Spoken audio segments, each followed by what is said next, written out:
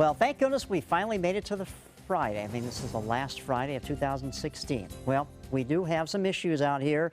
National Weather Service has issued some advisories, so let's break them down for you. We have a small craft advisory until 4 p.m., a high surf advisory till 7 p.m., a high rip current risk. We're going to talk about that in just a second, and a red flag warning, which means the dew points are very low. It's dry, it's windy, so not a good day to go burning anything outside. And that goes until 5 p.m. All right, breaking down a rip current. This is from the University of North Carolina. John Scalzi showed this last night. I thought it was interesting. You can see the waves get pushed against the shore, and then a channel of water gets sucked right back out to sea. And this is what we call a rip current. If you get caught in that, it's nearly impossible to fight that current because it's very, very strong.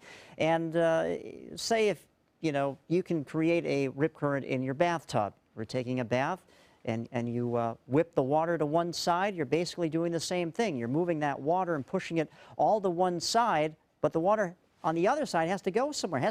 You're creating a void, so that water gets sucked right back to the other side of the tub, and that's what a rip current is, basically, in a kind of a small example. So you get stuck in that, you swim parallel to the beach to get out of that channel of moving water, and then you can get out of the rip current and go back to sea, or go back to the shoreline safely.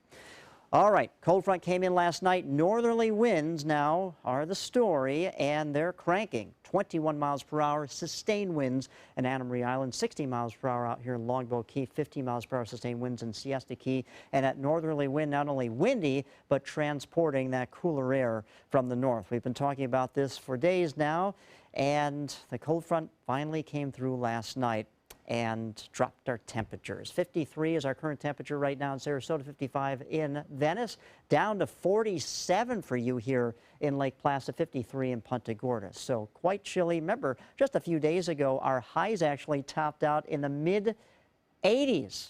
Even set a record a couple of days, tied a record, but not today. We're going to be cooler with that cooler air coming down from the north. Nothing to show you on the radar, though. We did have 0.03 of an inch that fell last night. Briefly, we really could use some more rain. Looks like a wave of energy will be coming our way by early next week. Our dew point shows the measure of the amount of moisture in the atmosphere.